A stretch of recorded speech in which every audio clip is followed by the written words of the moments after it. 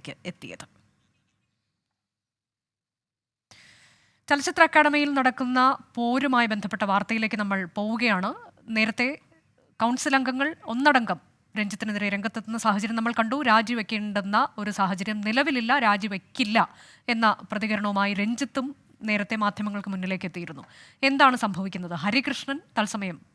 ഹരികൃഷ്ണൻ, നേരത്തെ ഈ ഇത്തരത്തിലേക്ക് വിനയൻ ഒക്കെ ഒരു ആരോപണം ഉന്നയിച്ച സമയത്ത് നമ്മൾ കണ്ടതാണ് അന്ന് സാംസ്കാരിക മന്ത്രി സ്വീകരിച്ച നിലപാട് എന്താണ് എന്നത്.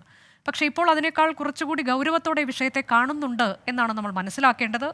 രഞ്ജിത്തിനോട് വിശദീകരണം ചോദിച്ചിട്ടുണ്ടല്ലോ.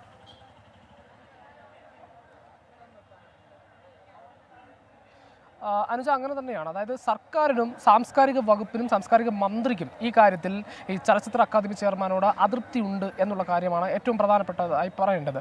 അതിൽ ഏറ്റവും പ്രധാനമായ കാര്യം എന്ന് പറയുന്നത്, ഇന്നലെയാണ് ഇത്തരത്തിൽ ഈ ജനറൽ കൗൺസിൽ ഉൾപ്പെട്ട ഈ അംഗങ്ങൾ, അതായത് അതിൽ 15 അംഗങ്ങളാണ്. ഈ 15 അംഗങ്ങളിൽ 9 അംഗങ്ങൾ ചേർന്ന ഒരു യോഗം ചേരുന്നത്. ഈ യോഗത്തിൽ ഈ ചലച്ചിത്ര അക്കാദമി ചെയർമാനെതിരെ ഒരു പരാതി സർക്കാരിന് നൽകുന്നു. ഈ വാർത്ത പുറത്തു വന്നതിന് പിന്നാലെ ഈ അക്കാദമിയുമായി ബന്ധപ്പെട്ടപ്പോൾ അത്തരത്തിലൊരു ഭിന്നിപ്പില്ല എന്ന തരത്തിലുള്ള കാര്യങ്ങളൊക്കെയാണ് നമുക്ക് പുറത്തു വന്നത്. പക്ഷേ പിന്നീട് രഞ്ജിത്ത് തന്നെ അത് സ്ഥിരീകരിക്കുന്നു.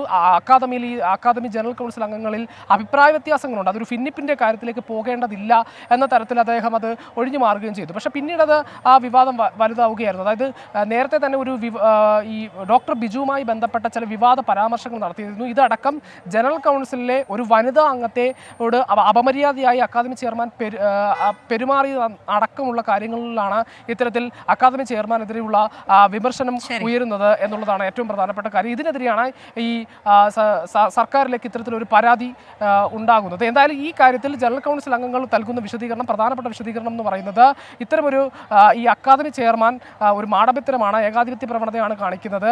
ഈ ജനറൽ കൗൺസിൽ അംഗമായി തെരഞ്ഞെടുക്കണമെങ്കിൽ തങ്ങളുടെ കൂടി ആവശ്യം ഉള്ളതാണ്, തങ്ങളുടെ കൂടി ചർച്ച ചെയ്യേണ്ടതാണ്. പക്ഷെ അത്തരത്തിലൊരു കാര്യമല്ല, ഏകാധിപതിയായാണ് പെരുമാറുന്നത് അടക്കമുള്ള കാര്യങ്ങളാണ് പറയുന്നത്. അതായത് അക്കാദമിയിൽ ഭിന്നിപ്പില്ല എന്ന് അക്കാദമി ചെയർമാൻ വിശദീകരിക്കുന്നു. ഇത്തരം കാര്യങ്ങളിലാണ് ഇപ്പോൾ രഞ്ജിത്തിനോട് വിശദീകരണം തേടും എന്നത് സാംസ്കാരിക മന്ത്രി വ്യക്തമാക്കിയിട്ടുള്ളൂ. എന്നാൽ താൻ രാജിവെക്കേണ്ടെന്നൊരു സാഹചര്യമില്ല എന്നുള്ളതിൽ ഉറച്ചു നിൽക്കുകയാണ് രഞ്ജിത്ത്.